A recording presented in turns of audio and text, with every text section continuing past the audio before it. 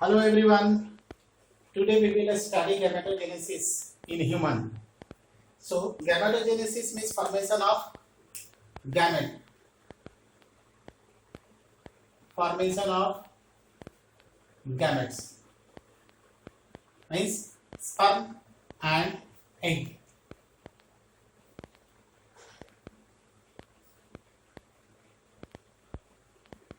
So formation of eggs, that is known as oogenesis, and formation of sperms, that is known as spermatogenesis.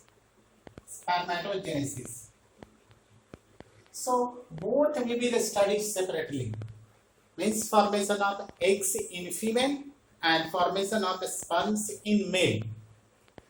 This will happen, this takes place in the female primary sex organ, and this takes place in the male primary sex organ, that is testis, and this happens in ovaries.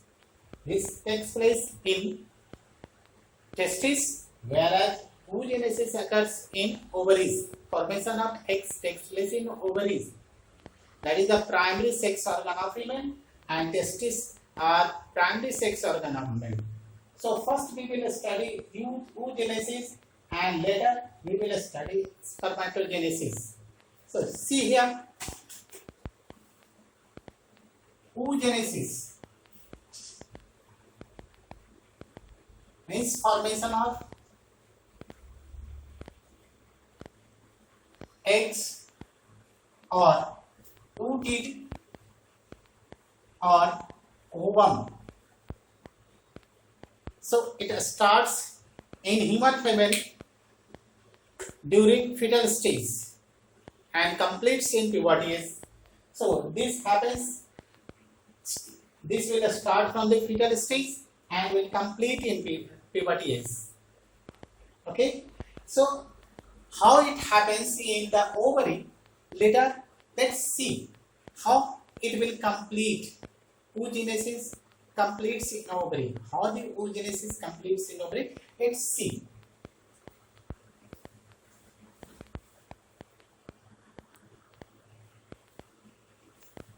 So oogenesis occurs in ovary. Let's see the structure of the female sex organ.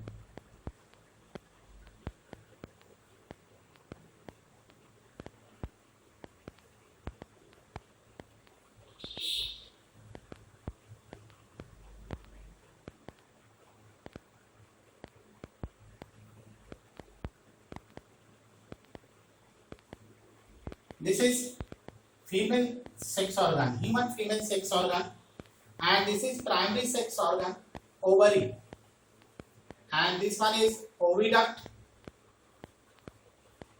or fallopian tube. So formation of oocyte or ovum takes place in ovary. There are two ovaries in human female. Similarly, there are two testes, one pair of testes present in male sex organ. This is the primary sex organ. This ovary is primary sex organ.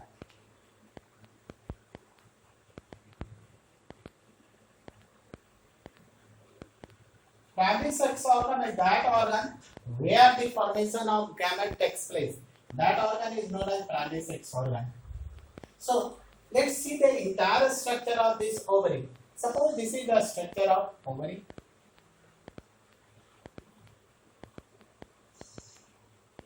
This is ovary, and this is the broad ligament. This structure is known as broad ligament. Broad ligament. Through this, blood vessels, nerve cells, and lymph vessels travel up to this region of the ovary. So this is the structure of ovary, and from broad ligament these three structures will come.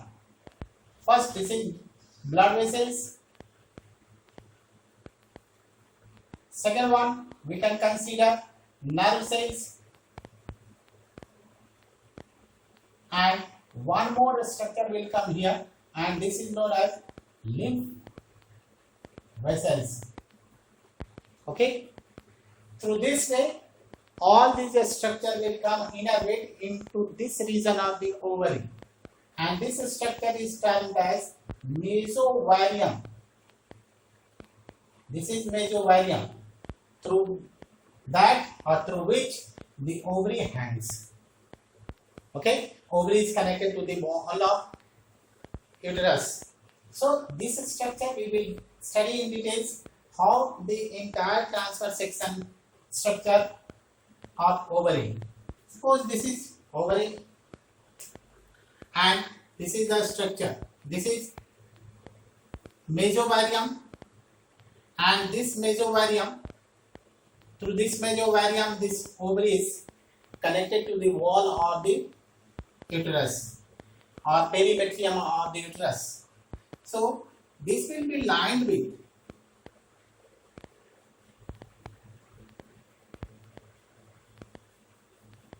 germinal epithelium, and this will separate through a lining, and this lining is known as tunica albuginea. This one is tunica albuginea. Tunica albuginea, and this is the cellular lining of the ovary. It will be lined by germinal epithelium,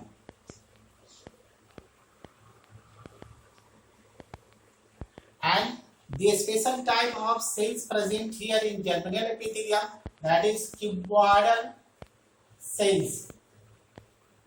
Means this is actually the cuboidal epithelial lining, and this cuboidal epithelium will secrete primary sex hormone or sex hormone, and also responsible for the formation of gametes, means egg or oocyte or ova. So its role is to form eggs and to secrete estrogen. Means this cellular lining is responsible for the formation of eggs and secretion, synthesis and secretion of estrogen. This is most significant hormone in female body. This is the main hormone of the female sex organ or female's body. Okay. And rest part of this ovaries, this part is known as, this entire part, this is known as stroma. So stroma is also divided in two sections, two parts. What are these two? The internal part is termed as medulla. This is medulla part, and the outer part, this is medulla, and this region is known as cortex. This is cortex. Both are collectively termed as stroma. Both are collectively termed as stroma. So the blood capillaries coming through this mesovarium innervate into this region of the ovary, and it will bring the hormones synthesized in pituitary gland, in anterior pituitary gland, and also the hypothalamic hormone, especially GnRH. So it will carry both the hypothalamic hormones and the hormones secreted from the anterior lobe of pituitary, that is FSH and LH. Both will come through this. This is blood vessels, and it will carry GnRH, means gonadotropin, a releasing hormone, FSH and LH. These two are pituitary gland hormone, and this one is hypothalamic hormone.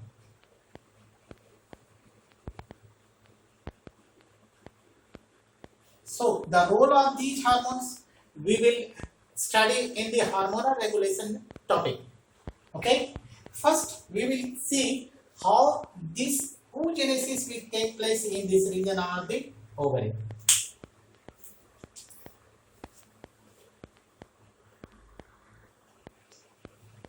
So this is the transverse section of ovary.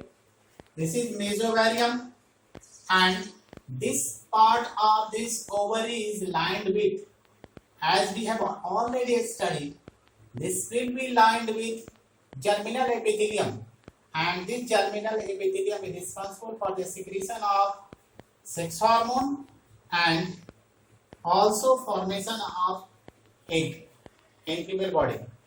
So suppose if the female baby is in mother's uterus, the formation of eggs starts from the first month of the pregnancy. So the female baby start forming eggs from this region. This is germinal epithelium region. Germinal epithelium, and this will form one specific structure, that is known as the egg nest. This will form egg nest. This is egg nest.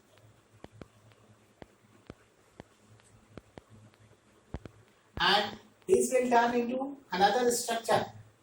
This will turn as egg tube. And some of the cell of the egg tube will form primordial germ cell. So this will form primordial germ cell. Primordial germ cell. Suppose this is primordial germ cell of this section, and this primordial germ cell will divide to form. This will divide. This will undergo the process of mitosis. This is mitosis, and it will form oogonial cell. This is oogonial cell. And this after mitosis will form primary oocyte. This after mitotic division it will form primary oocyte.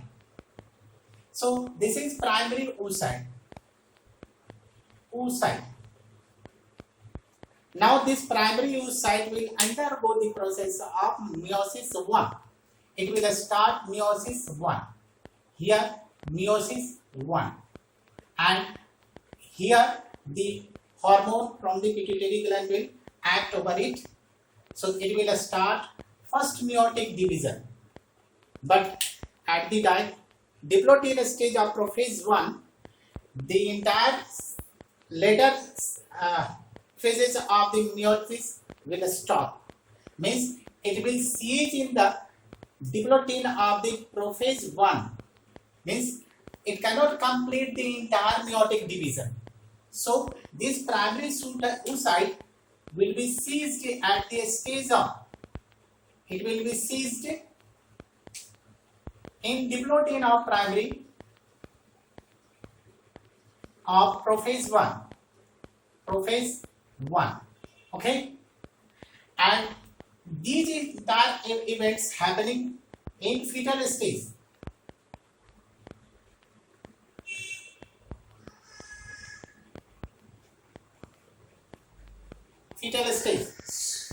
In fetal stage, the primary oocyte will be surrounded by, the cells secreted from this ovary. So it will be surrounded by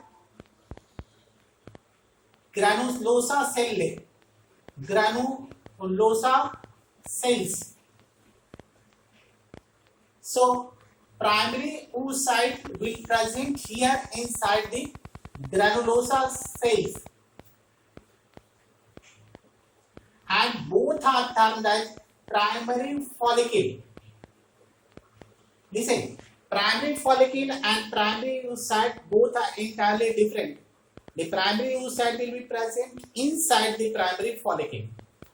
So the number of primary follicle present in fetal stage or of human female in the ovary, it is of almost 7 millions. Now the baby will birth out. Okay, so its number start decreasing up to the gestation period. At the time of birth, the number left here in the female's ovary almost 4 millions. This is primary oocyte and it will be surrounded by the granulosa cell lining. So this is primary follicle, and at the time of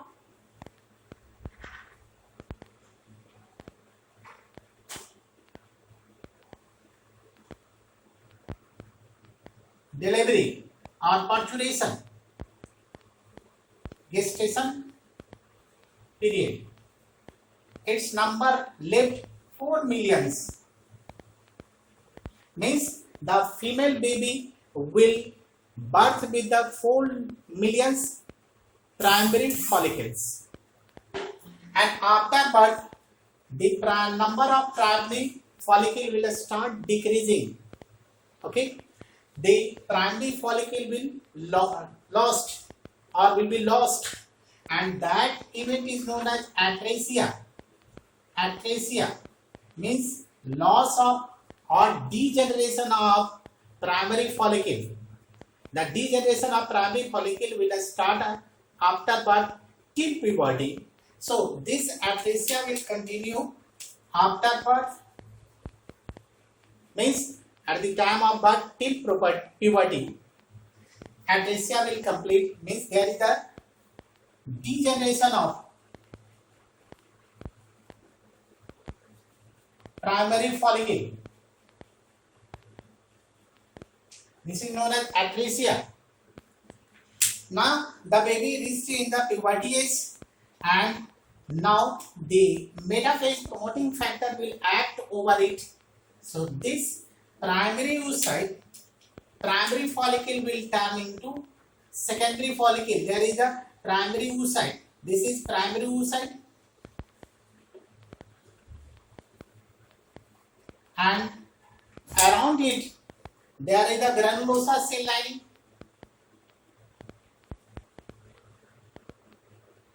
and there is formation of one more layer, and that layer is known as theca layer. This is theca layer, and this is granulosa cell layer. Cells. These three collectively indicates the formation of secondary follicle. This is known as secondary follicle. This is secondary follicle. Now what will happen in next stage? This is after birth, means these entire events occurring after birth. Here metaphase promoting factor will act over it. Now this diploid stage will complete. It will proceed the meiotic 1 division, and next it will enter into the meiosis 2, and further it will proceed next step. Now this theca layer will divide and it will form one more lining. So, and this primary oocyte will complete. This primary oocyte will complete. Due to this one, it will enter into the secondary oocyte stage. So this is the secondary oocyte stage, and in the secondary oocyte stage, this will complete up to prophase 1, and when it will enter into the metaphase 2, it will complete the prophase 2, and when it will enter into the metaphase 2, it will be seized. So this is secondary oocyte, and it will remain in metaphase 2 stage. Metaphase 2, metaphase second. Now this will complete. This is the completion of, at this stage there is the completion of meiosis 1 due to this metaphase promoting factor. Okay. Now this will be surrounded by two more lining here and one more, and there is the granulosa cell lining. there is a cavity developed in this stage. So we can also represent that cavity here, like this. This is secondary oocyte. This one is secondary oocyte, and this is the cavity over which there are two layers, and this cavity is known as antrum. This is antrum, and the inner layer is termed as theca interna, and the outer layer is termed as theca externa. This is theca externa, and inside that there is secondary oocyte. This will be the secondary oocyte. This is secondary oocyte. The entire stage, and this cavity is known as antrum, and this antrum is filled with, this is filled with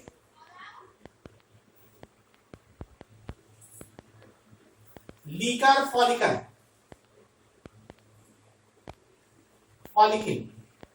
This will be filled with Leaker follicle.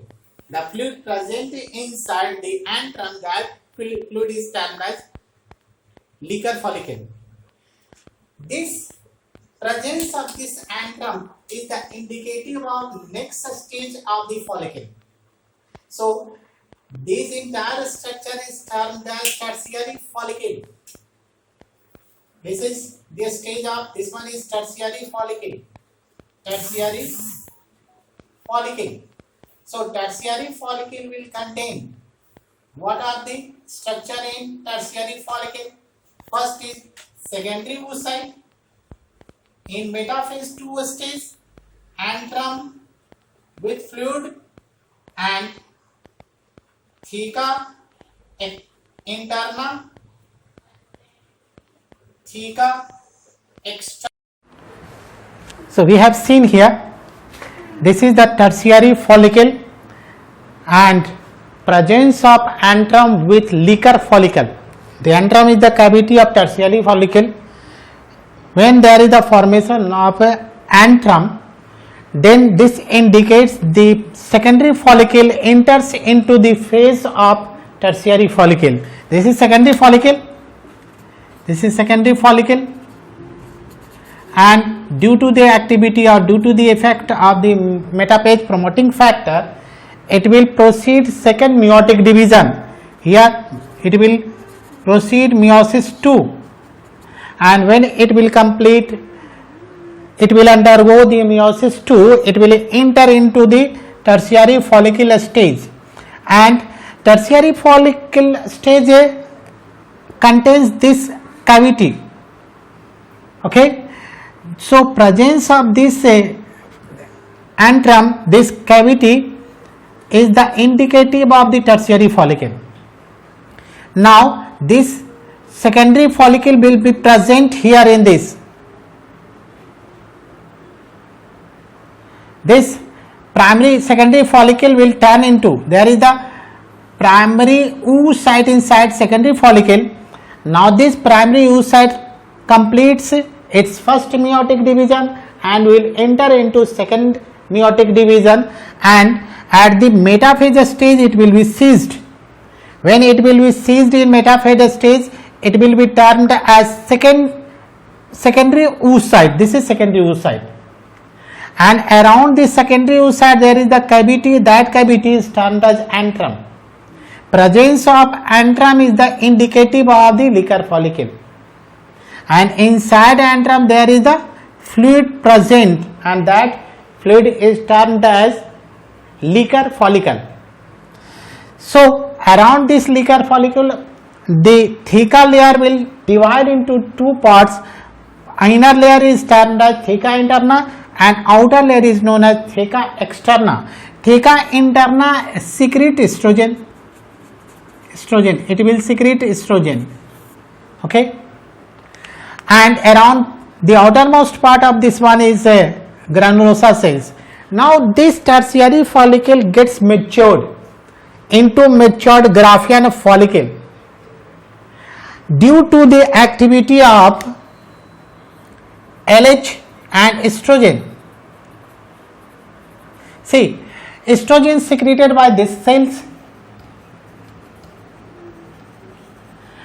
estrogen secreted by the ovarian follicle. Here theca interna also secretes estrogen, and theca interna, as it will secrete, the level of estrogen will go up. As the level of estrogen will increase in the ovary, this will give the feedback, positive feedback to anterior lobe of the pituitary gland. From there, luteinizing hormone will be secreted. So the level of luteinizing hormone, LH level, will go up to the peak level. That is known as LH surge. Due to activity of this LH surge, the matured Graafian follicle gets ruptured and the secondary oocyte will come out. This process is known as ovulation. Means coming out of the secondary oocyte from the matured Graafian follicle is termed as ovulation. It will come into this is the secondary oocyte. This is secondary oocyte. It will be present in the body cavity. This is secondary oocyte, and it will be present in body cavity. This is known as egg or ovum, and this will be present in body cavity. Now, what will be the fate of this ruptured cell of matured Graafian follicle? It will turn into new cellular structure, and that new cellular structure is termed as corpus luteum. This is corpus luteum, and corpus luteum is temporary endocrine gland. The cells of this corpus luteum or yellow body will start secreting sex hormone. First one, estrogen in low amount, and the role of this estrogen, listen, the role of this estrogen, it will help in proliferation of the endometrium of the uterus. It will act over it, it will increase the number of cells of the endometrial wall, so the thickness of the endometrial will increase, and it will also give the negative feedback to the LH of the pituitary gland. Second one, the progesterone, and progesterone is the main hormone secreted from the corpus luteum, and it will be secreted in high amount. So progesterone will be secreted in high amount, and the primary function of this progesterone to prevent the formation of egg in this ovary. When their level, progesterone level, will be high in this ovary, there will be no formation of the egg in that ovary. The formation of egg takes place in the next ovary. Okay, so from one ovary, one egg will be formed in 1 month. Now, what will be the third? This inhibit. Second role of this progesterone. Progesterone also maintains the thickness of endometrial wall for the implantation of fertilized egg or blastocyst or embryo. Okay, so this progesterone has significant role in the maintenance of the endometrium. Third one is inhibin. This is inhibin, and inhibin is the hormone which prevents the secretion of FSH. It will go over the anterior lobe of the pituitary gland through blood circulation, through general blood circulation, and it will even inhibit, it will prevent the secretion of progesterone.